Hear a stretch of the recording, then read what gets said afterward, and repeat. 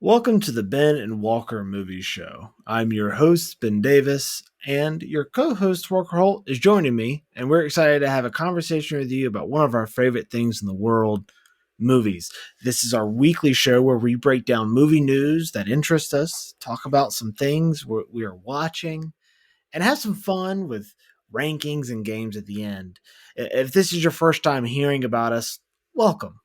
And be sure to smash that subscribe button so you can stay up to date with all the latest content that we have for you guys. And be sure to leave a like because that really, really helps us out a great deal. And we would really appreciate it. Walker, how are you doing today, man?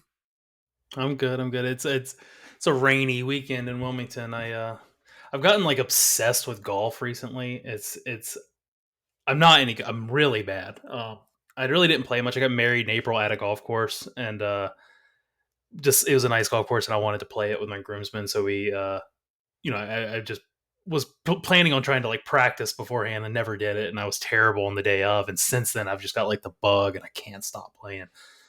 So I played a little bit on Saturday morning, had fun, played terribly, came home frustrated, and I found this guy on Facebook that will if you submit a video of your recording to him, he'll like kind of break it down and put lines on it and things like that and give you pointers. And it's this private group. It's like invite only, or you have to like request to be in it, or you have to be invited Yeah. to it. And I got into it and I posted it, and the dude was so helpful. Well, I think he was. I'm not better yet, but I think what he said made a lot of sense. Listen, Walker, And I it's can like, give you the best advice I've ever heard, and that is that ball's bags are packed. You're sending him to the airport. Send him home. yeah. Send him home.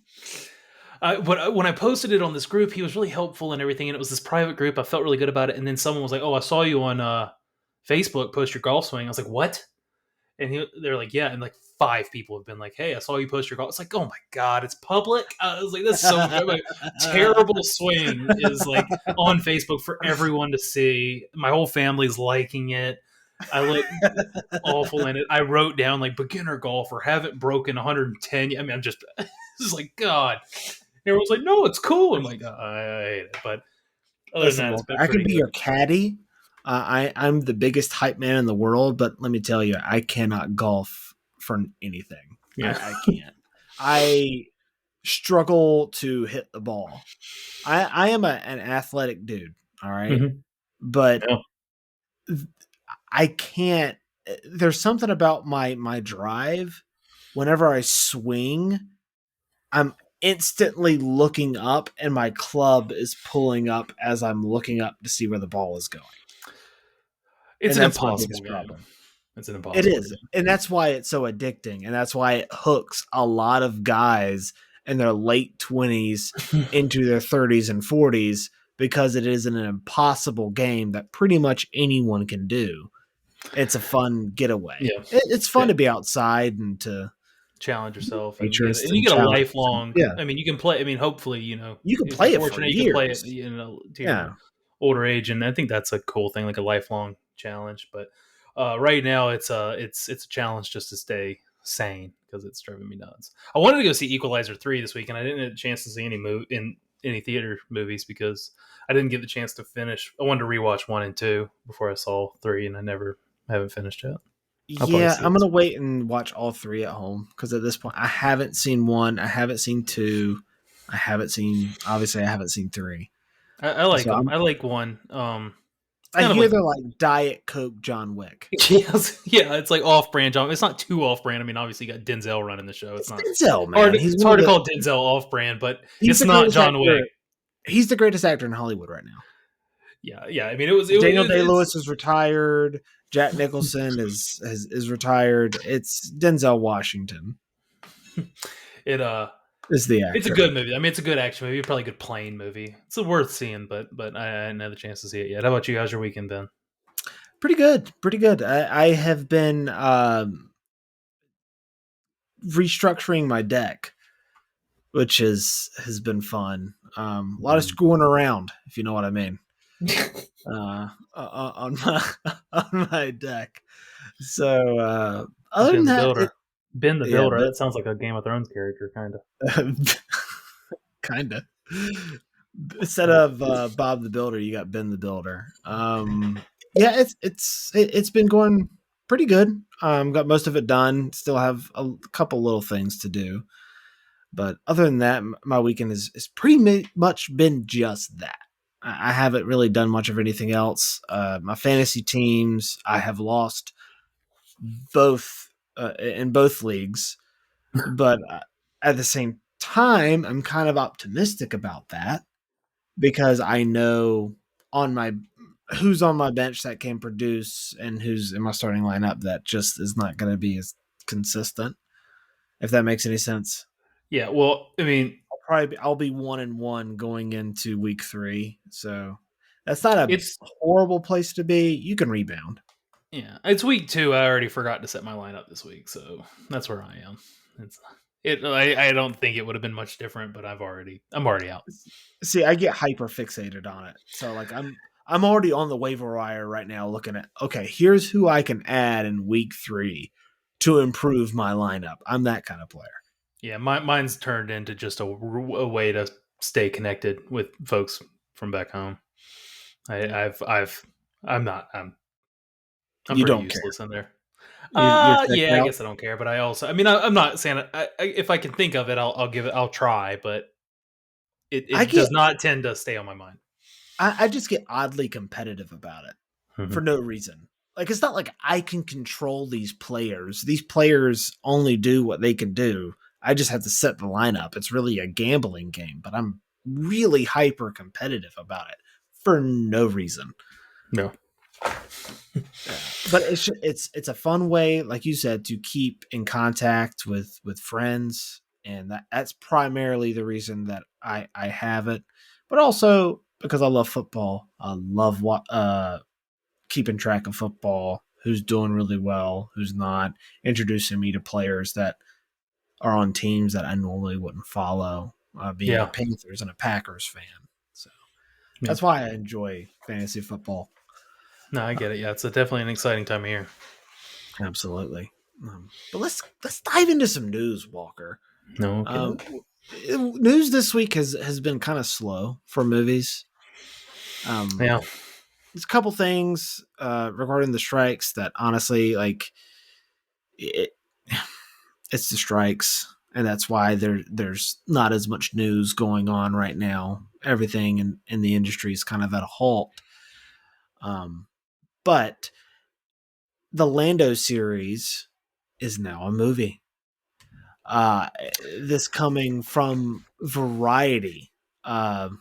They broke the news. News broke in July that Donald Glover and Stephen Glover had been tapped by Disney and Lucasfilm to replace Justin Simeon as the writer of the new Lando television series on Disney Plus, but not so fast. The project is actually being developed as a Lando movie, Lucasfilm confirmed to Variety. Glover debuted as young Han Solo, or not young Han Solo, young Lando Calrissian in 2017 Star Wars tentpole Solo, which was a notable box office disappointment for Disney and Lucasfilm. Uh, so I'm generally of the opinion that I prefer movies to TV. But I do Hmm. think the idea of doing like an anthology type of series following Lando, that would be really cool. I mean, Yeah. think about it. We haven't seen him really at all in the Star Wars universe outside of Empire, Jedi, little we saw of him in Rise and Solo. There's countless of adventures you can create for him and do like one-off episodes chronicling his adventures. But as I said, I prefer movies to TV, and I think the idea of Donald Glover getting to use his creativity to create an adventure surrounding Lando for this big screen, it really gets me excited. I like that idea because as much as I love Star Wars on TV, we'll get to a little bit of that later. I prefer it on the big screen. I just love movies. This is a movie podcast. We primarily talk about movies. I prefer movies. I can see it working with Donald Glover behind the writing and behind the character who he completely nailed in Solo. I agree. I agree. And the whole concept. I'm pretty mixed on. I'm happy about it. I'm excited about it. It'll be awesome. But I love television shows. I love. I feel like we are in the golden age of. I mean, obviously, I'm a movie guy, but I TV shows are great. I think they allow like a deep dive into characters that's tough to get in 2 hours. Some if it's done right. Sometimes it's not done right. Sometimes it's a waste of time, and you should have made it a movie instead of a show. But if it's done right, you can just get into depths that are difficult to get into in a movie sometimes, like just arcs of characters and things like that. Like when you have 10 hours of content versus two, again, if it's done right. The issue is, I think Star Wars has done series significantly better than the MCU has. I think the MCU Yeah. series, I mean, I'm a little cold on the MCU in general right now, but I think the Star Wars series, for the most part, I don't love them all. Um, but Mando, Andor, I love both those, and Ahsoka, I'm loving that. Um, that being said, I am like itching for a Star Wars movie. I want Star Wars films. It's been, It hasn't and been I a don't. movie since 2019, man. Yeah, I really want a Star Wars movie. I mean, and they keep teasing us with announcements and then pullbacks and changing things up and everything like that, and it can be kind of frustrating. So I am excited about it, and the Donald Glover. I think Donald Glover is one of the most talented humans right now.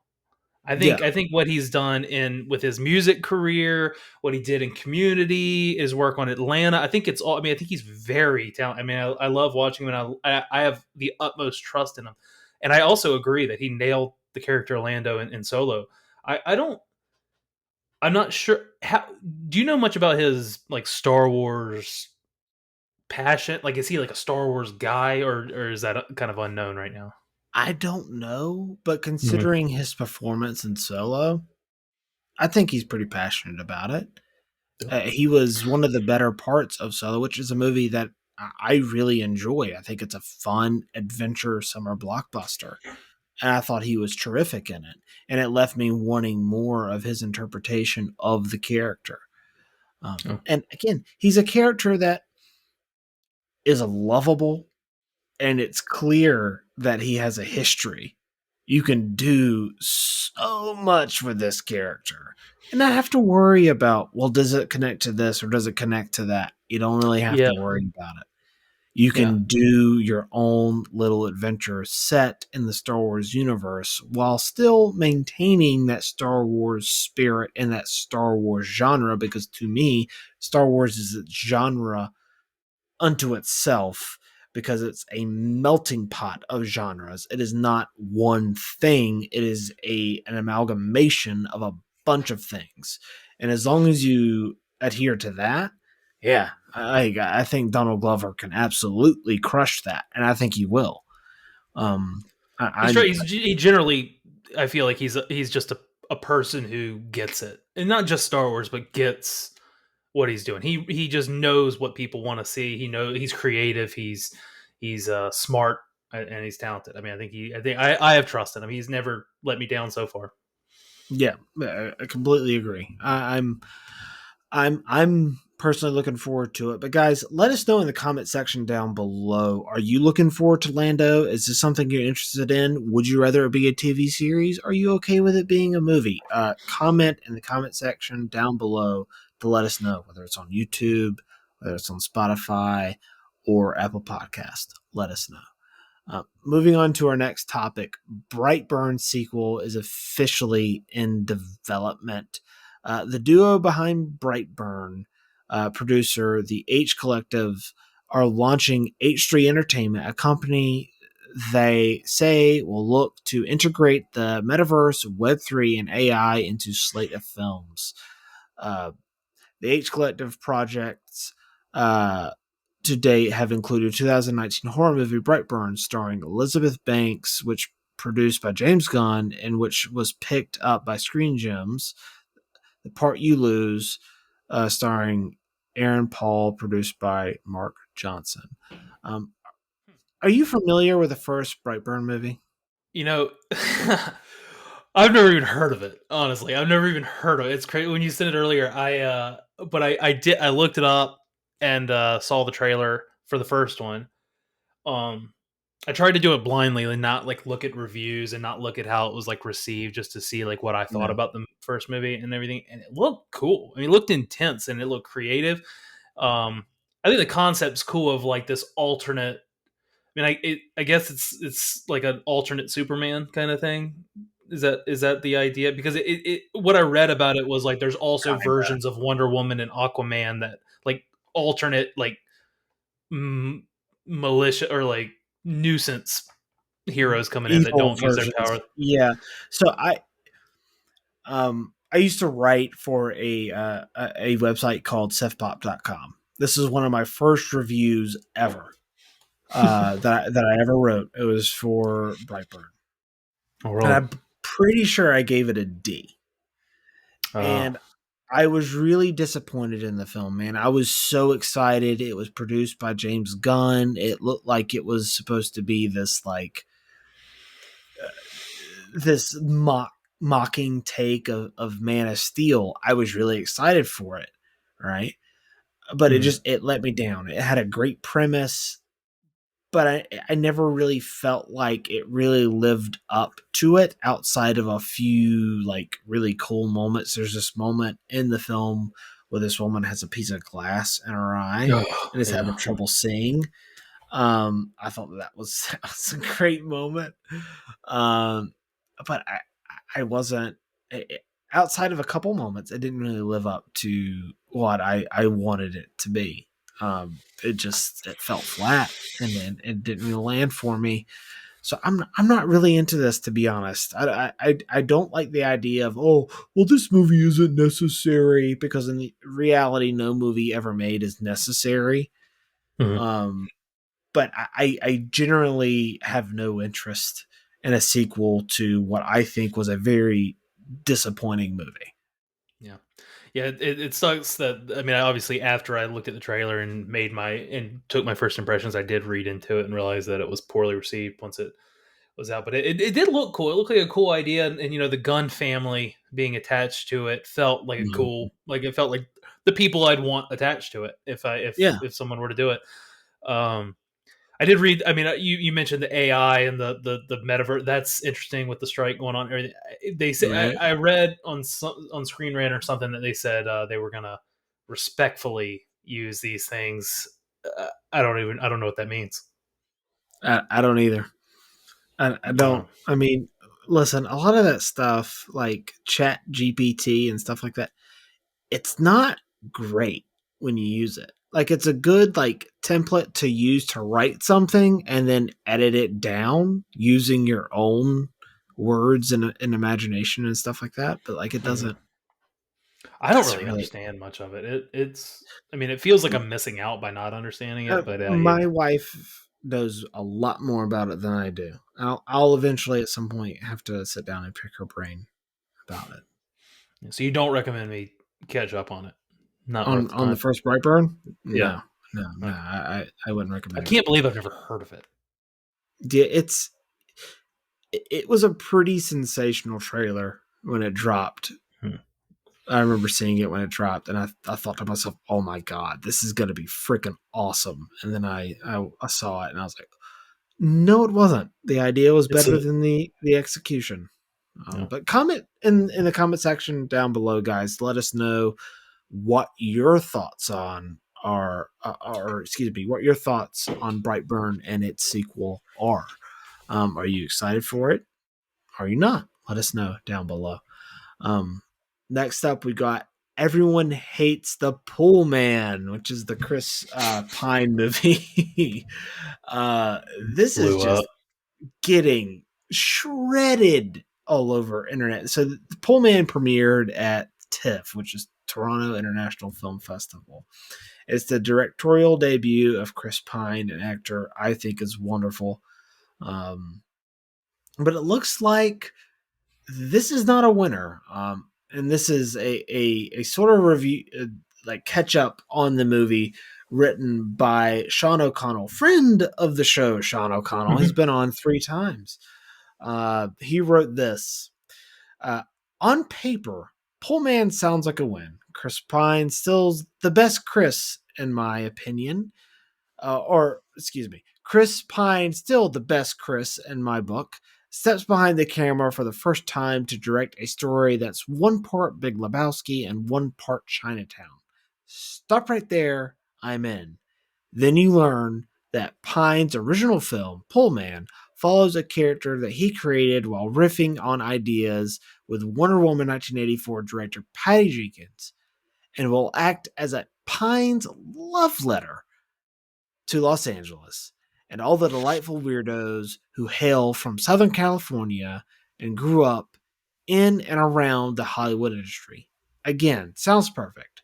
But Pullman was my most anticipated film of TIFF. But man, did it disappoint and have me questioning whether Pine should be trusted with another original idea on film again. Like, It's a bummer. Sean, I mean, Sean is a guy that I really trust. I always appreciate his opinions, whether I agree or disagree, but that is rough. yeah, I read Sean's thoughts on it, and it's a bummer. I mean, I also read that it was kind of Chinatown meets Lebowski, maybe even meets Burn after reading some of these satirical type Mhm. pieces, and I was like, I mean, that sounds great. And Chris Yeah. Pine, I love Chris Pine. Also, I mean, it's a bummer because I like Chris Pine a lot, and I also love seeing actors make their directorial debut. I mean, we've had so many success stories from Bradley Cooper, Ben Affleck, Ben Stiller. I mean, there's countless that have become staples in the directorial space. I mean, it sucks. I mean, I hear it sounds like a lot of people walked out during the festival or in the movie and didn't even DNF'd it. Um, I mean, I guess it's about a pool cleaner that discovers one of the greatest water heists in Los Angeles history, It's pretty and much he a rip off of Chinatown. yeah yeah yeah. It's a bummer. I mean, and it is unanimously not Hate it. liked. Yeah, I mean, Listen, my I will tell Instagram you, blew up the other day about it. the fact that people are like absolutely hating this movie makes me like 1000% more curious to watch it. Oh, I know. It's almost like they should. Well, it hasn't been picked up for distribution. It probably won't, but like I hope it is so I can like watch it. Like Yeah. I really want to see this movie now. I want to see how bad it is. Is it like the Room level bad, where it's like bad but enjoyable with a group of Yeah. people, or is it like bad, where it's like not even watching this with a group of people is enjoyable, like me with the first and second Twilight films? Like, Mhm. are they just that bad? Yeah. I'm trying to think of what the movie was last year that got just pretty torn apart, and I was like, well, I mean, now I got to see it, and I actually didn't. I liked it.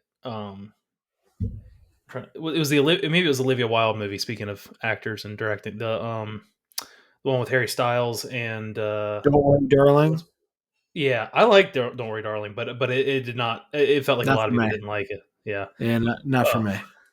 yeah, I know a lot of people didn't like it. I Another enjoyed, Chris but it Pine movie. yeah. Um, but I mean, I guess you're right. It probably won't get picked up for distribution. I mean, it's a shame to hear it, but Yeah, um, it's a shame because I love Chris Pine. I'm someone who, like, when it comes to the battle of the Chris's, it I love all the Chris's. I think they're wonderful. Oh, they're all wonderful in their own right. I think, quite honestly, the most talented of all of them is probably Chris Hemsworth when he's given the opportunity. Even though I'm a big fan of Chris Pratt. yeah, they're all Um, pretty good. they're all great. Chris Evans, Chris Pine, they're all wonderful. I hate playing that game of who's the better Chris, because it's like, can I just have all four? We have all four, so like I like all four. Let us know below Um, which Chris is best. we all know it's Pratt, but comment down below, let us know which Chris is the best. But Let's get into some trailers. Yeah, man, let's get into some trailers. What Um, trailers have you seen this week? so Killers of the Flower Moon released their latest trailer.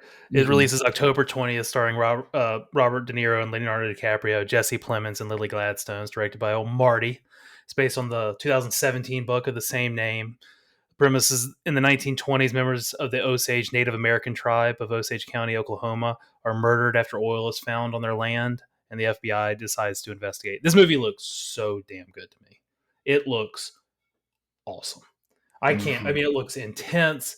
I mean, honestly, I bet I'm nervous. I bet a lot of it's hard to watch, though. I bet I could see it being a bit extreme for some audiences. The trailer doesn't necessarily give me that vibe, but I just the subject matter does. Um, I'm stoked. I mean, I am pumped to watch this movie. Yeah, I'm really freaking excited to watch this movie. I like I'm, we'll be talking about it more later on, yeah, I'm sure. I'm sure Um, we will be. but It's good. I'm glad it's getting a theatrical release. I'm glad. So yeah, Apple. We talked last week about Apple putting out good products lately, and they're starting to like earn my trust in the streamings or whatever in the content they're putting out. But I'm glad it's getting a theatrical release because I definitely want to see it on the big screen. Uh, yeah, I do too. Um, to me, the standout of this trailer in particular was that one shot of Leo looking down in the basement. mhm. This movie's going to be a powerful film. It's going to be powerful. Marty and Leonardo DiCaprio, they don't miss together. I mean, they Leo is just a pro. He is a rarely pro. miss separately, but especially together, they don't miss. It's constant, win after win after win. Yeah, I I'm mean, I very excited for this movie, and then the I don't know what that song is they play in both the trailers, but it's like the people chanting. yeah, I, yeah, yeah, yeah. I love it. I love it. Yeah, I'm thinking we're gonna have a Killian Leo battle. I mean, that's a little early to say, but I think I mean I think he looks awesome in this trailer. yeah. I think he looks like he is crushing it. And Robert De Niro too. I haven't been. I'm very excited for this movie. I love Robert De Niro. He looks my father-in-law looks an awful lot like him, but acts like Steve Martin. So it's Oh, that's a good combo. yeah, That's father-in-law is funny. pretty wonderful person. So yeah, anything with Robert De Niro, I'm already sold on because of that reason. But You know, they've yeah, released a couple posters for it too, and some of them have gotten some hate. I kind of dig them. I think they're kind of '90s esque. I think I they remind me love of like a them. Time to Kill or like like Yep, these with the big. I think they're pretty cool, I and love them. especially seeing it in the theater. I talked about this. I might have talked about this last week. I love just perusing the movie posters at the theater. It just takes me back to a simpler time where Hmm. you go to the theater to learn about watch trailers for the first time, see posters, see what's coming new, I and mean, learning them. that's where I'll never forget the first time I heard of Pirates of the Caribbean was at a movie theater. I walked into Regal, was it the Regal Six back in Wilson back in the day? Yeah, behind Taco Bell, the Regal 7, I think. It Yeah. was Regal Seven. Yeah, I walked Mm. in there, and as soon as I walked in there, to my right was a poster of Pirates of the Caribbean, and it was a skull, like a skeleton driving a ship. And I remember thinking to myself, "Oh, that looks so cool." Yeah, nothing better with the light bulbs all around the poster. You know, Hmm. I love it. Uh, Aquaman 2, The Lost Kingdom. It, it comes out December 20th. Here's the premise, according to me. Basically, Aquaman has to team up with his half brother Patrick Wilson to protect the kingdom from Black Manta while Boba Fett babysits the baby. Um, this DCEU stuff, it feels, I don't know, it feels like a stillbirth. Like it feels like let's just get it over with. Can we just move on to the next steps of this thing? I'm not overly pumped for this movie. How about you? Okay, okay. Um, so I love the first Aquaman more than most people. it was it was in my top 10 the year it came out in 2018. Hmm. And it was like number 9. Hmm. Uh, to me, when you boil it down, the first Aquaman, it really is an ode to swashbuckling adventure films like Raiders of the Lost Ark, Romancing the Stone, and Conan the Barbarian. Not saying it's as good as those, but it's an ode to them. And it captured that same essence, that Hmm. same feel to those. It's goofy, it's fun, it's cheesy, it's over the top, it's got breathtaking visual effects and action, and it's really just a good old fashioned fun time at the movies. Um, Yeah. but to me, what makes the first Aquaman stand out from the rest is its message of diversity of being a superpower and how conversation can lead to a better understanding of each other's individual needs to find common ground. Uh, and that's what I think makes Aquaman excel, especially when you consider the fact that while Aquaman is a superhero film, it's it's much more of just like an adventure film. You can disconnect it from being a superhero film. It's just an adventure film. Yeah. And there's been a lot of buzz surrounding, negative test screenings with this sequel in particular that has had numerous delays at this point in time. I think like 3 or 4. Um, Comment down below. Let me know how many delays this has had. um, which, by the way, you should always take these test screening reports with a grain of salt. Half the time they're right, half the time they're incorrect. Just look at Deadpool 2 having horrible screen tests and then BVS getting a standing ovation, right? And Sure. then a couple weeks ago, David Ayer came out and said they didn't screen test BVS, just Hmm. to name a few, by the way. But Yeah. based off of this trailer, if you like the first one, this seems on par with what we got. To me, I love James Wan as a filmmaker. To me, he is a guy that has never disappointed me. Whether it's, you know, Saw, Insidious, Conjuring 1 and 2, Furious 7.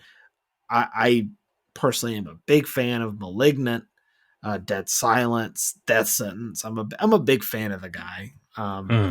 He's never disappointed me. And based off this, I was ready to be disappointed based off the buzz from this. I, Yeah. I kind of loved the trailer, to be honest with you, despite me knowing this is the end of the DCEU. This is it. This is the end, Yeah. and I think it's going to go out with a bang. Yeah. Personally, I agree. I agree. I like James Wan. Well, I think I respect James Wan's work. I like some of his work. A lot of his work's not really my style. I don't. That's not a comment on his work. It's just not my style of movie. A I lot of get those. it. But I think Fury Seven's the best Fast and the Furious movie. Over Um, Fast Five, even. I think they're the top. I think seven, five, and one are the best. I think seven's the best. Um, um, and Saul, I do like Saul a lot. I think that was a classic, and I love Jason Momoa. Jason Momoa, I love no matter what, and I'm gonna see Aquaman, and I'm gonna enjoy sitting through 2 hours. It's kind of a similar sentiment that I'm about to get into, but we'll get there in a minute. But I'm gonna enjoy sitting there for 2 hours watching Jason Momoa's charisma. And speaking of Yeah, Fast and Furious, I mean Jason Momoa was he what carried made Furious Fast 10. 10. Yeah, It's he what made carried it it. watchable for me. I mean, he made that score unreasonably high for me, for what I should have given it. Because I really enjoyed his character. It was fun. It was. I mean, he's electric when he's on screen, and I enjoy it. So Amber Heard, I guess, is back, and Yep. and and in here we saw her, and then Manson. So I saw that the rumor that there was going to be a spinoff with the Black Manta, and now Yeah, that's with and Yahya Abdul Mateen II. That was what the I do Trench like him. film was. Yeah, to me, he's the best. One of the best parts of the first movie. Hmm. I agree. His story and everything with him. He's a terrific actor. Yeah. Um, so I'm excited. It's unfortunate that that Trench movie never got made. It would have been really cool to see a standalone Black Manta movie. But seeing him be the main villain in this one, I'm pretty pumped with that. Would they go full cheesemo with the comic accurate uh uh head thing that he has wearing, the mask that he's wearing? That's Yeah, cool. I'm on board, man. I mean, come on, I mean, this I'm gonna see it. I'm gonna see yeah. it, and I'm probably gonna I have a little saw bit of fun with the it. But first Aquaman on.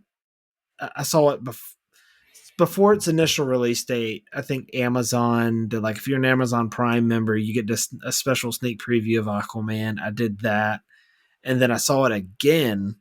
the whole thing.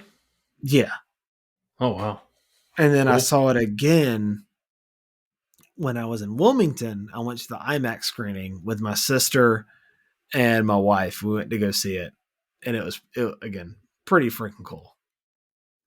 So Yeah. it's a good time. Um,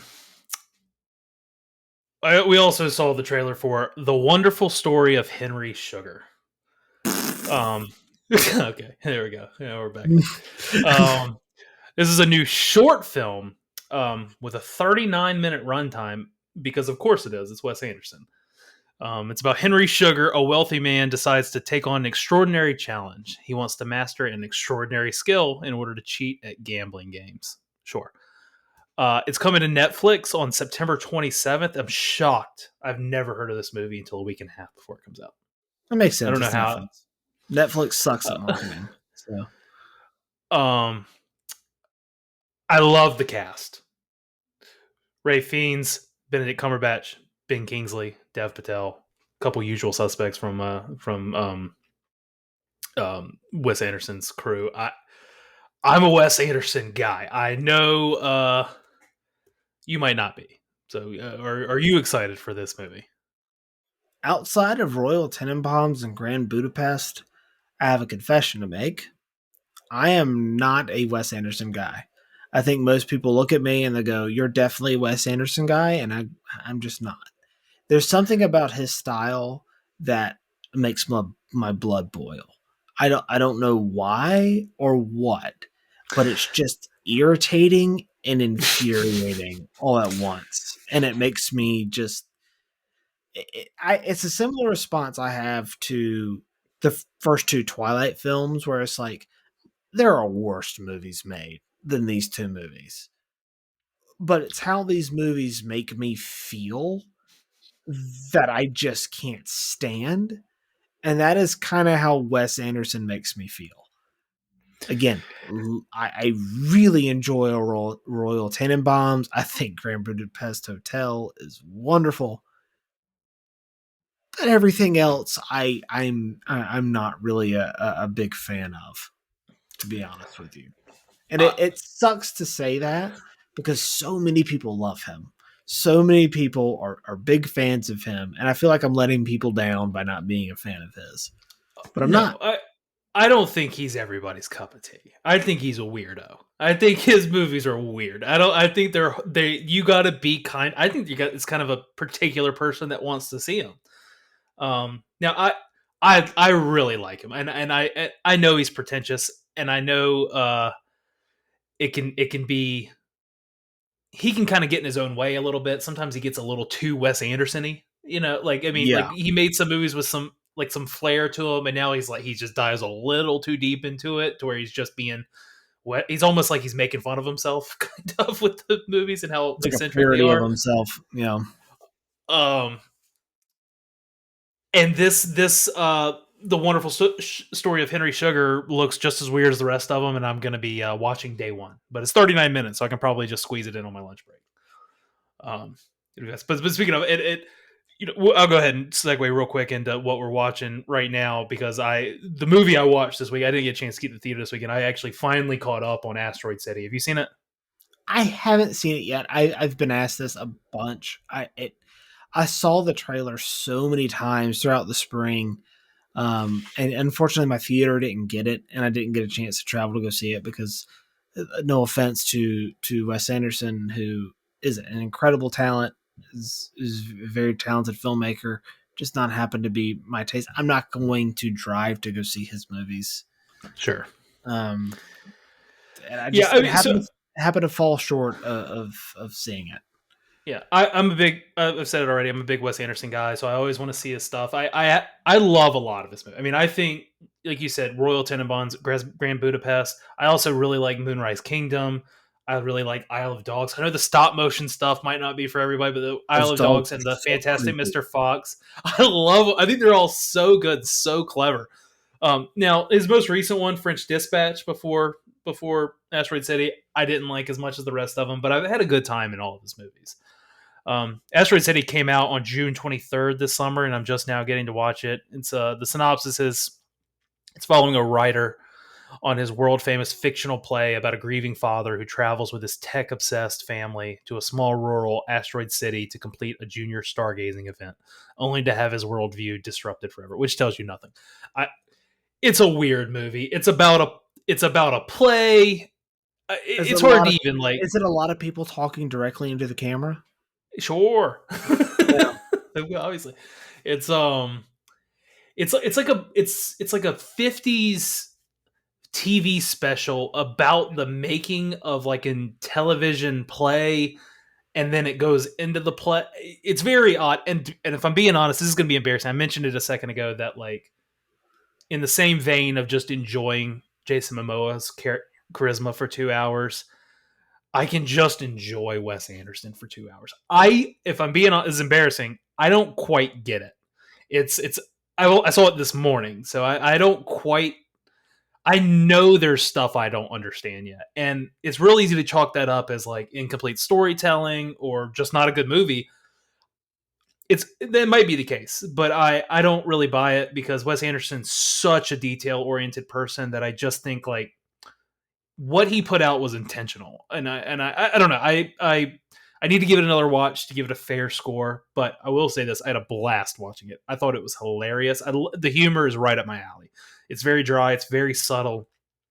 I'm just thinking of lines that are making me laugh right now. I love the cast. Um, the Obviously he's got a very unique symmetrical shooting style with a specific color palette, and this one really shows out with his color palette and everything. But a lot, and everyone talks about the visuals of Wes Anderson movies. You picture what it looks like and stuff, but his dialogue is very unique too, and very quippy and in my opinion, clever. Maybe people think it's just pretentious and lame, but I just had a great time watching it. I think the cast he brings out the best in these or I don't know. He just casts his movies perfectly too. I think the cast he has work whether you like him or not, or like his movies or not.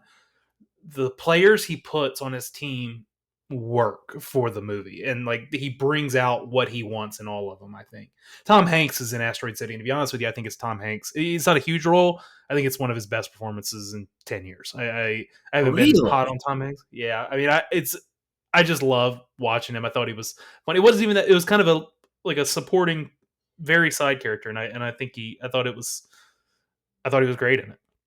Even better And than then his turn as Mr. Rogers? um, maybe not. I mean, I got to rewatch some stuff. But I was very impressed with his Okay. performance. I thought it was quite good. I love the humor. I love the uniqueness, the performances. Um, so it's hard for me to say because again, I didn't quite understand and honestly, that might be kind of part of it. There's even like a little fourth wall breaking in there where he's like, I don't get it. Like the the actor in the play within the TV special within the movie is like, I don't get the play, and that's kind of like part of the gig. And I kind of that might be I sound like an idiot, but I sound like a You don't sheep sound because like an I'm idiot. You don't sound like a sheep. You just sound like you enjoyed the movie, but you're not yet able to articulate why, because it's going to require more viewings. And then the That's more you exactly what watch it it, is. the more you'll love it, probably. Yeah, I think so. I mean, unless I decide that it's just an incomplete dumb movie, but regardless of whether of the plot, um, I thought the performances were great. The it was shot in a very Wes Anderson way, and in my opinion, I like that. I think it's beautiful. I think it's not what I want in every movie, but I'm glad they exist. I thought the Fair performance was enough. great. I thought the jokes were hilarious, and I was invested the entire movie. I'd probably land somewhere right now on like a 78 ish, just because of the fun I had, but still like not sure about the plot. If I can like work out What it was what he truly, wants me to work it'll out, it could bump probably, up 10 points. yeah, I was about to say it'll probably jump up a little bit. Um, but let us know below. I don't know if you've seen it, if you like Wes Anderson. I know that's probably a pretty divisive question. So let us know. Let us know which Wes Anderson movie's best, so Ben can rewatch it and get back on board. But other than that, we're watching Ahsoka. Have you caught up this week? Oh yeah, oh yeah, What'd you think? oh yeah. So look, I'm absolutely loving Ahsoka so far. I've said this to a few people already. I don't think I've mentioned it on the show yet. I might have, but I think this show, if it can stick the landing, it can be up there with some of the best or the best single season of Star Wars TV we've got. Oh, good. And Wow. episode 5, though, really takes the cake. Not only is Dave Filoni, who directed this episode, proving himself to be an incredible visual filmmaker, but also an incredible storyteller whenever he gets behind the camera. The more I see his work behind the camera, the more I see shades of some of my favorite filmmakers, people like James Cameron, Zack Snyder, where in a single frame, he can capture a whole heck of a lot of story without having to use a lot of exposition to get his point across. Furthermore, this episode manages to be both character driven while also driving the plot forward, which is something a lot of shows fall prey towards. But my biggest takeaway I had from this episode was honestly Anakin's lesson and the lesson he had for Ahsoka. The Yeah. lesson of letting go, living in the here and now, and not being worried about what might have been or what might happen.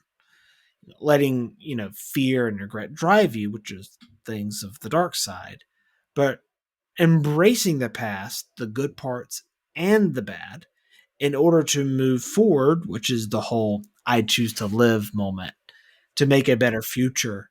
And Ahsoka has been shutting out those close to her because of what happened to Anakin and her seeing what attachment did to him, not realizing that going the complete opposite end of that spectrum isn't the answer either, because that's what led to Anakin's downfall. That's what Mhm. made him go to the complete opposite end of the spectrum and embrace the dark side, which is what you see Ahsoka doing when she shows those flashes of her Sith eyes, right? We see it in the show. Mhm. It's all about balance and healthy attachment. After all, healthy attachment is what saved Anakin with Luke.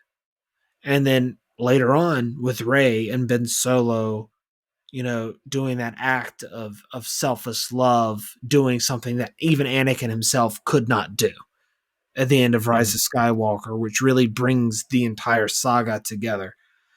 This is a really beautiful, poetic piece of Star Wars, and it's Star Wars at its finest. I love this episode.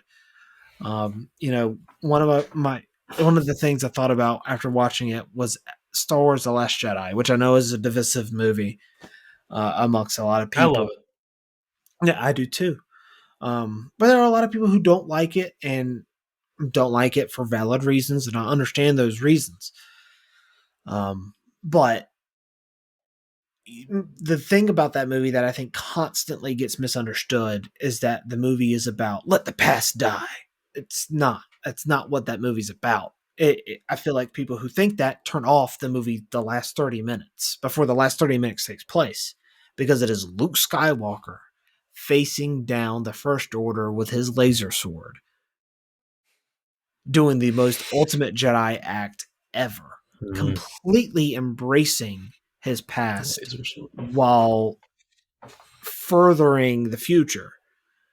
And that's the lesson of the Last Jedi is not ignoring your past, not letting it die, but acknowledging the past, acknowledging your dark side tendencies, but being able to acknowledge those faults that we have in ourselves, make them better, and choose light, right? That's what it's about.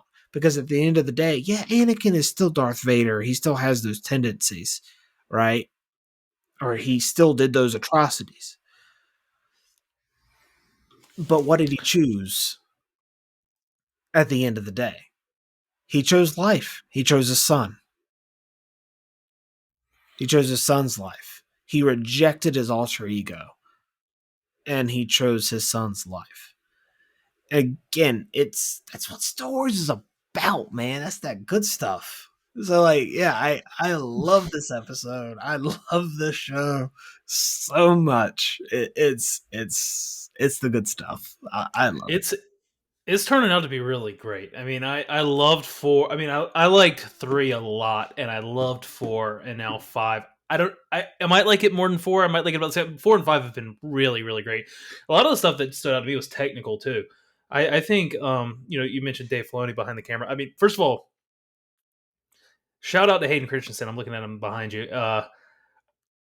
They gave him so much better dialogue in this than they did in two and three in the prequels.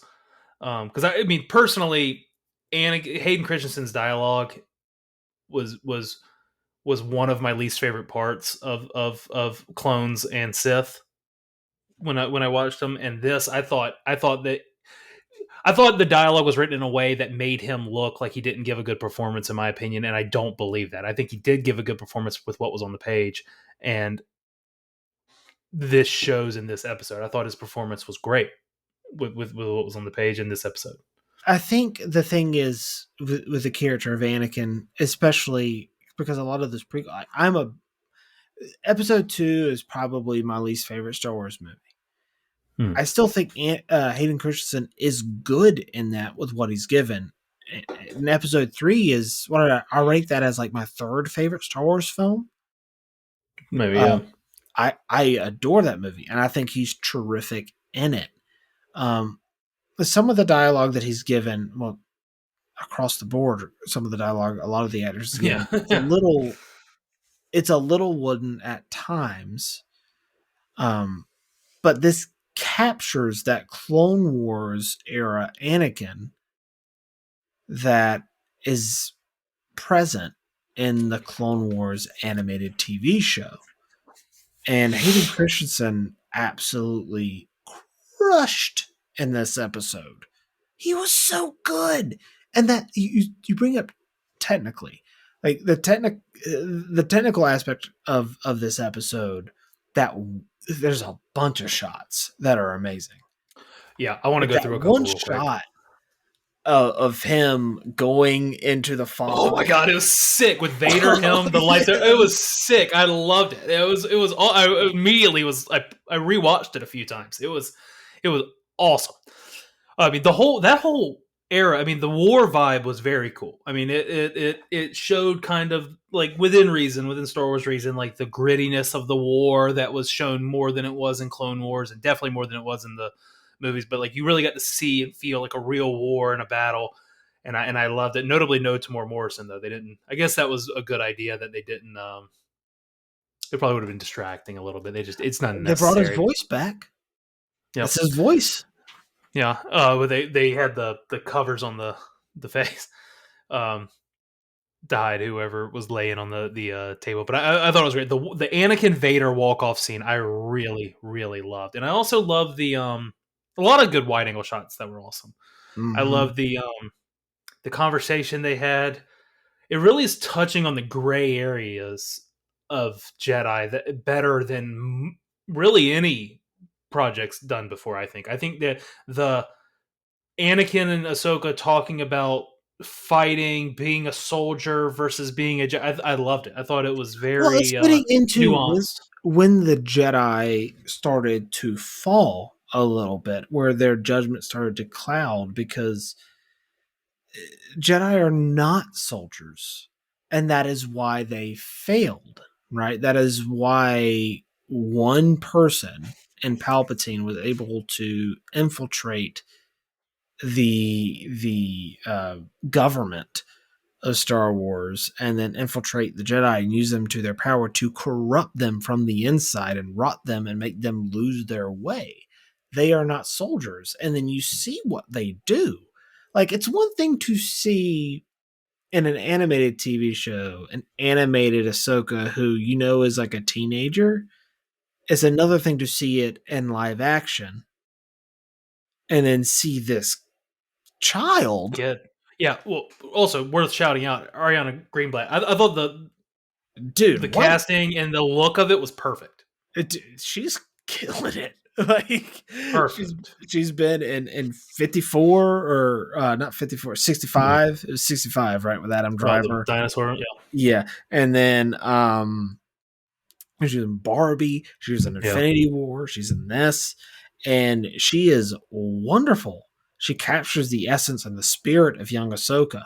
But then you you see, like, even when it skips forward to the Siege of Mandalore, when Anakin wasn't there, like, she's still a child. And let's put that into perspective. We all saw the last season of Clone Wars. I say we all, but like me and you, we saw the last Mhm. season of Clone Wars. She Yeah, took out Darth Maul when she was that age. yeah, Let that sink in for a minute. Like, that's yeah. pretty crazy to think about. And it just lets you know, like, yeah, the Jedi are good, but they were losing their way.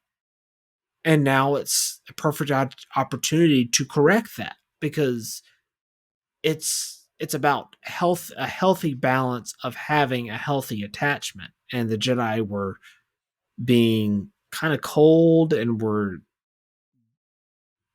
distant, which is what Ahsoka was is doing. She's trying to distance herself from attachment, not only because she thinks it's the way to the dark side, because that's what caused Anakin to go to the dark side, but also because that was the way of the Jedi of disassociating yourself, not having that full balance uh, Mhm. of care and love.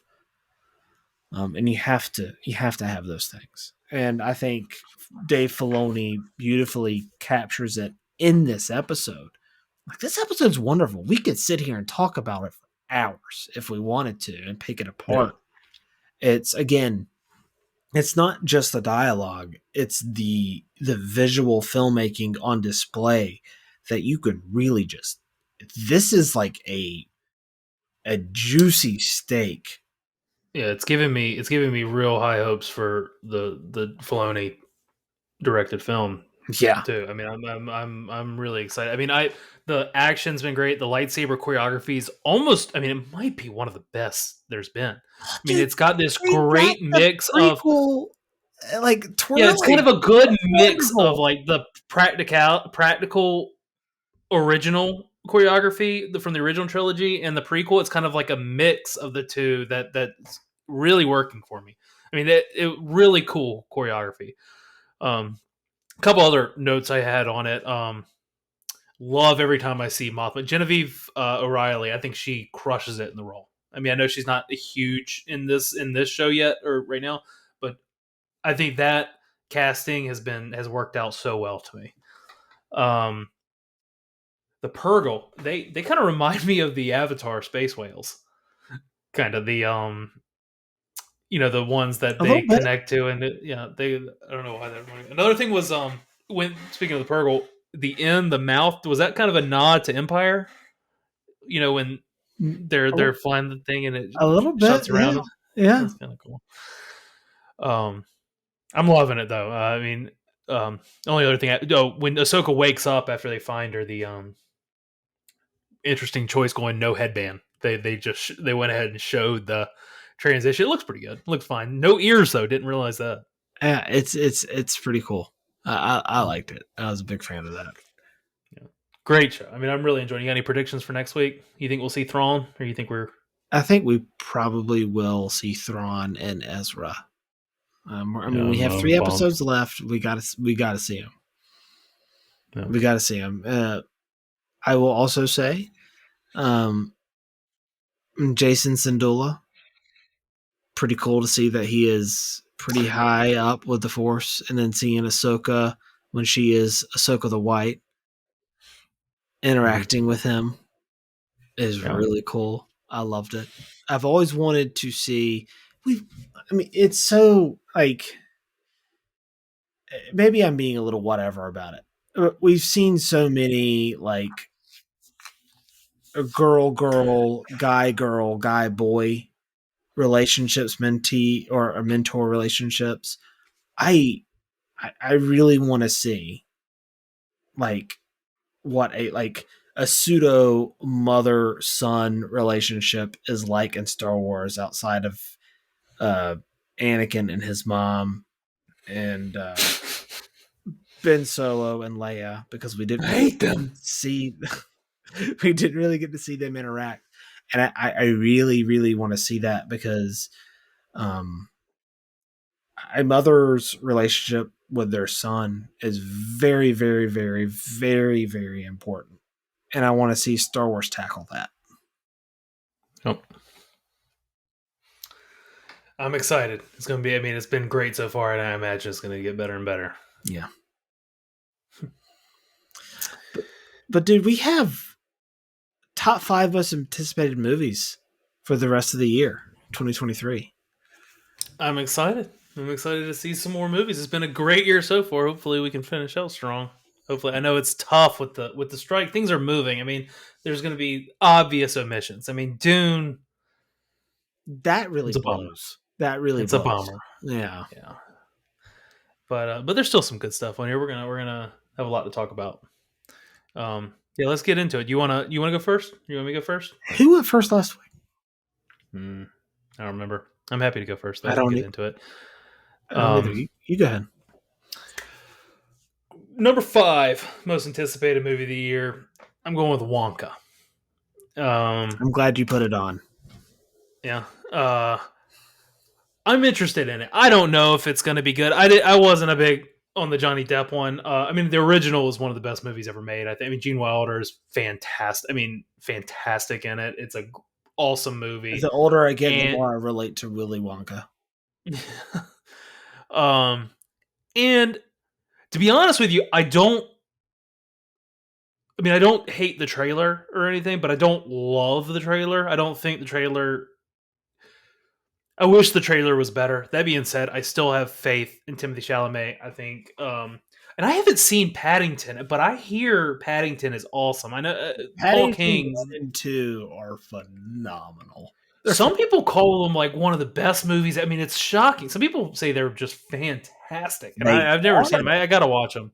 They So I are. mean that's great news that Paul King's attached to it, and he worked on those. And I know there's a juvenile like trivia, like a fun, silly aspect to this movie too that could maybe play, and hopefully some heart too. It's But got Timothy Chalamet in it.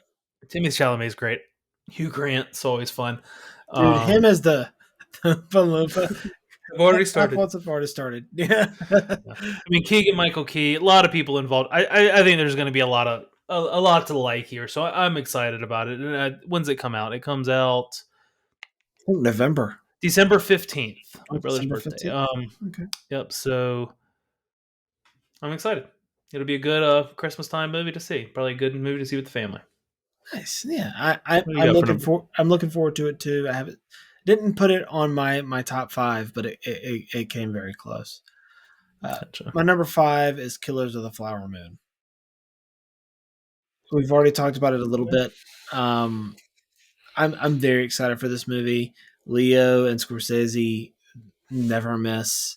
This just looks like another winner, and I firmly believe it is going to be a winner.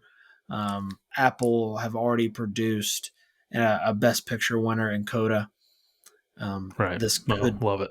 yeah, I think I'll love it. this could be up there with Coda. So yeah, I'm very excited for Killers of the Flower Moon. Number 4 for me, I'm going with the bike riders. I just think this cast looks great. I mean Austin Butler's on a roll right now. I mean between Elvis, which he was awesome in, Dune, which should be on the list. He looks sick in that. I don't know exactly what that's gonna look like. We're all happy he fixed his voice and Tom Hardy broke his, but it I think the movie looks fun. I mean I think it looks like a awesome. I think it'll be a lot of fun. I think it's something kind of scratch an itch that we haven't had much, and um, kind of a biker cowboy.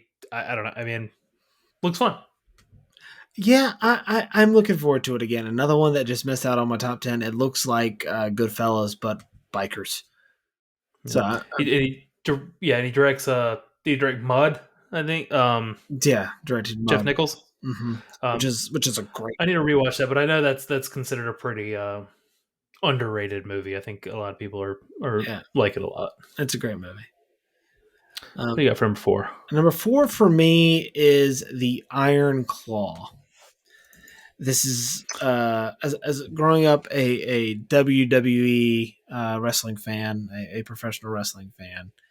The Von Erichs are our family that I'm familiar with, and this follows the Von Erich family becoming a dynasty of professional wrestlers who make history, but a series of tragic events test their strengths and spirit.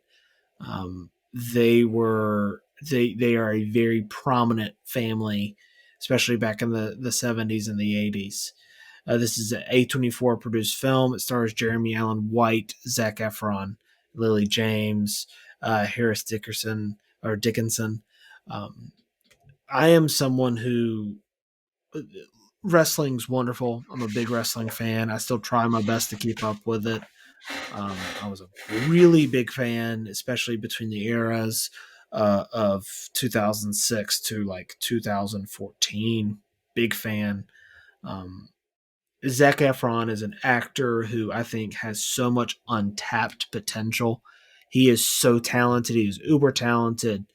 I think he is someone who, at some point in his career, can have an Oscar on his mantle. I am a big fan of Zac Efron. I just think he needs the right projects to showcase his talent because he has everything you want for a leading man. I'm very much looking forward to this movie because the story of the Von Erichs is one that is made for film. I'm very I'll jump in because it's my number 3 as well. So nice. we can talk about it together a little bit. I'm very stoked about it too. I don't follow WWE and I haven't for some time, but I loved it from like 2001 to 2003, 2004. Big RVD and Hardy Boys guy. That But makes I'm not. I've heard of the Von Erich family. I'm not. I never. I wasn't super familiar with them. But Zac Efron, I'm a big fan. I have been known to really blow him up. I think he is. I think he's. We talked about Donald Glover earlier. I think he's one of the more talented humans alive. I think he can dance, he can sing, he can act. He's hilarious. He's obviously handsome. I mean, he's just. he has it I, all. I agree. I think you Like a could Hugh put. I think Jackman he type. could win an Oscar if he wants to. I don't know. I mean, I know lately he hasn't worked as much, but he's been very. I mean, I'm a big advocate of The Greatest Showman. I know that's not necessarily the most popular That's movie, but great. I think it's a really good movie. I'm a musical guy too, and I think he's fantastic in that. Jeremy Allen White with The Bear recently and Shameless, he's awesome too. I mean, and I'd love to ride this wave of him. I think it's gonna be. I think it's gonna be a lot of fun. Also, or is it surely coming out this year? I know we both have it on our list. It says I it's coming saw. out December 20 I don't have the release date, but it's Yeah, oh, it was coming December 22nd is when it December says, but 22nd. on IMDb I saw expected December 22nd. But regardless, I'm pumped for it. Yeah, I am too. I think it's going to Okay. be quite amazing. So that's your number 4 and my number 3. So I guess we're gonna go right back to you for number 3. Sorry. No, it's fine. Number 3 for me is Napoleon. Okay. Uh, Okay. Listen, it's Ridley Scott reteaming with Joaquin Phoenix, who they did a terrific job together in Gladiator. And I don't know if you saw that trailer, but it looks freaking fantastic. It follows a look at a military commander's origins and his swift, ruthless climbs to Emperor View through the prism of his addictive and often volatile relationship with his wife and one true love, Josephine. It stars Joaquin Phoenix, Vanessa Kirby.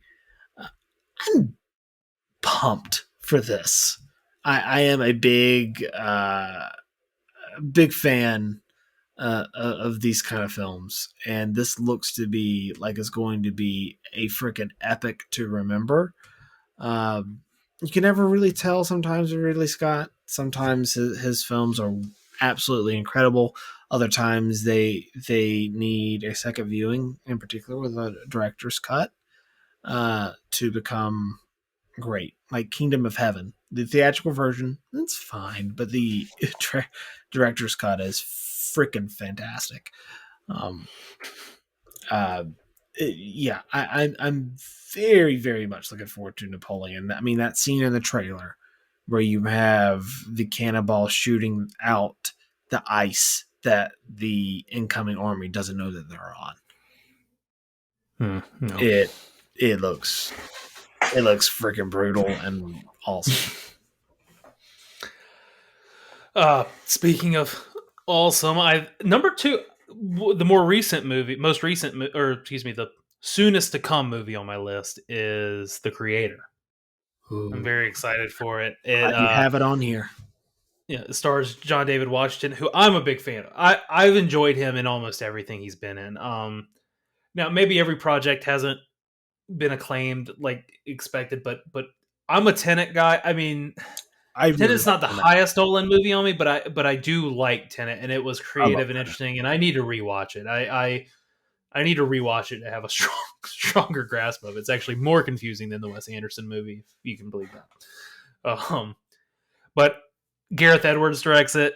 Did Rogue One, big fan. I'm excited. It looks awesome. It looks like an eclectic, like this. It looks very inspired from so much sci-fi that we all love. Like all the best stuff, kind of melting pot into one thing. And hopefully it's not derivative. Hopefully it's inspired in its own project. But we'll see. I mean, it comes out on September 29th, so 2 weeks from now, week and a half.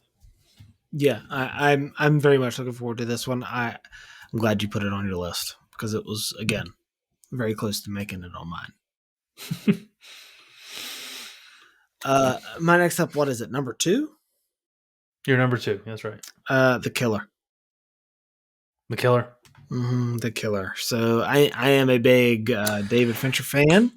God, why didn't I put The Killer on there? That's I'm excited about that too. God, for a second I was like, which one is he talking about? Okay, go ahead. I'm Yeah, sorry. That looks like a great movie. yeah, I'm a big David Fincher fan. David Fincher directed my second favorite movie of all time in Fight Club. Um, this follows a solitary, cold, methodical, and unencumbered by scrumples or regrets. A killer waits in the shadows, watching his next target. Yet, the longer he waits, the more he thinks he's losing his mind, if not his cool. Uh, Michael Fassbender is in this, so is Tilda Swinton, someone who I think is wonderful. I always think Tilda Swinton's wonderful. Um, the reviews coming out of this movie were good but kind of lukewarm. Like it's good, but it's not Fincher's best. But like this is him reteaming with the writer from Seven. So I'm very much looking forward to this. The trailer looks great. The way that trailer's edited feels like a David Fincher edited film, where like it's slowly unraveling by the time you get to the end of the trailer. I feel like you're gonna feel that way while you watch this movie. It's a Netflix movie, so unfortunately, it won't get a theatrical release. I wish it would. But I'm looking forward to this. It's one of my favorite actors who hasn't done a lot in recent years. Um, Teaming up with one of my favorite directors. So yeah, I'm looking forward to this. Me too. I wish I'd put it on my list. I guess I think it didn't end up on one of whatever list I was looking at projecting the rest of the year, or I must have missed it or something. But it does it looks awesome. I'm a big Fassbender guy. I wish he sometimes it seems like he gets I don't know, unlucky movie he's in, but I loved him as Magneto. I loved him as Steve Jobs. I loved him in 12 Years a Slave. I mean, he is capable of putting out a top notch performance, which I'm excited Inglorious Bastards. for. Yeah, my number one. We've already talked about it a lot. I won't spend any time on it, but Killers of the Flower Moon. I think it looks awesome to me. I love Leonardo DiCaprio. I love the cast, love the director, love the premise. I won't say anything else about it, but it looks fantastic to me. But Ben, what is your number one most anticipated movie for the rest of the year? And tell me why is it The Wonderful Story of Henry Sugar? It's Aquaman 2 in the Lost Kingdom. No. No, but seriously, it's Aquaman 2 in the Lost Kingdom. No, but for real, it's Rebel Moon. All right, Zack Snyder. Yeah, it's Zack Snyder. God, I wish this was getting a theatrical release. It sucks that it's not. It just that trailer blew my freaking mind. Like, so the plot synopsis is when a colony on the edge of the galaxy finds itself threatened by armies of the tyrannical regent Balsarius. They dispatch a young woman with a mysterious past to seek out warriors from neighboring planets to help them take a stand. Uh, I'm a big Zack Snyder fan. I love Zack Snyder. He's only made one movie that I have not really liked, and even then, I thought it was beautifully shot, and that is Sucker Punch.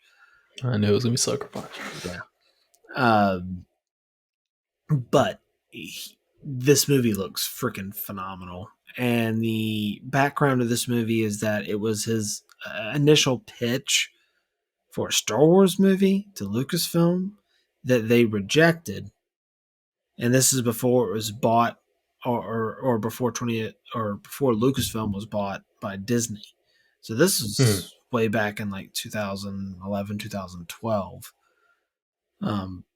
And now he's getting his opportunity to do his original content on Netflix, and I'm very excited. I'm very excited. This trailer looks really cool. It's got a stacked cast with Sophia Botella, Charlie Hunnam, Anthony Hopkins, Ray Fisher, uh, Jenna Malone's in this. There's a bunch of people in this movie. Jaimin Hansu, you got Carrie Yules, a bunch of like Corey Stoll. It's just got a bunch of actors that Zach has worked with in the past, and he likes to work with a lot of the same actors. I'm very much looking forward to this. It's unfortunate that I won't get to see it on a big screen. I wish they were doing a big release for this, or a big theatrical release for it. But I'm very excited for it. I think it's going to be wonderful. That trailer was awesome. Who is that? That the song that they use? I forget the name of it. It's by Jane's Addiction. Oh yeah. I don't know the name of it either, but I remember the trailer does look good. I'm not a big Zack Snyder guy. You listen to our No. Justice League review. It's not my favorite style. That being said, I do love that he's doing a project that he's able to make his own. I mean, that's obviously a hot topic with Zack Snyder, and like he's able to use his mind to create the product he wants, which I'm excited about. The trailer does look pretty cool. The cast looks awesome. It looks original. It looks interesting. I'm gonna see it. I'm gonna be excited to see it. Yeah, man. And that kind of rounds out our top five. But I just want to list here to take a moment, if you don't mind, to list a couple that we didn't mention. Oh yeah, for sure. Dumb Money. That's coming out soon.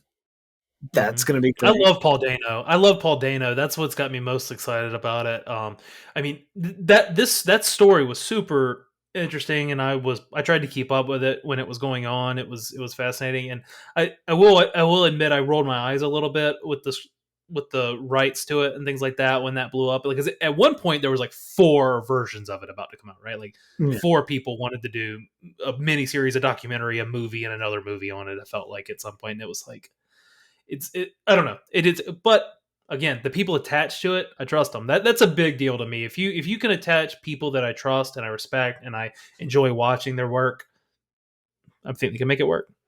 Yeah, I'm looking forward to it. You got Next Goal Wins. which is the next one from Taika Waititi, and it's starring Michael Fassbender, which I'm very excited for. It looks like it's going to be a return to form for Taika. You got the Bike Riders, which you mentioned. You got Woman of the Year, which premiered at TIFF, which is the directorial debut, if I'm not mistaken, of Anna Kendrick, about the dating game show where someone accidentally dates a serial killer. It looks the things coming out about it is that it's terrific. It got picked up for distribution by Netflix, so I don't know if it'll come out this year. But I'm a big fan of Anna Kendrick. I wish her nothing but success. Maybe she could be, one of the next emerging female voices, female directors. I know anytime I see her in a movie, I'm always interested. You got Exorcist, a Believer, which is coming out in like a couple weeks. I'm looking so stoked for that. I'm stoked for it, but I'm also scared to death of it at the same time. And those are just to name a few. The ones that we didn't mention, we talked about Aquaman a little bit earlier. We talked about Wonka, and I'm sure that there's probably a few that I'm forgetting. But those are some of the movies that are coming out this year. That we might not be getting the huge movie like Dune coming out, and of course you have the Marvels, but that's not really one of my most anticipated movies coming out for the remainder of 2023. Very, very notably left off the list. Yeah. But yeah, there's still a lot of good stuff to see. I think we're still going to have a good year to finish out, see some good movies. I think that just about does it for us, though. I think let us know below, what are your most anticipated movies of the year? Are they the same as ours? Or are they something different?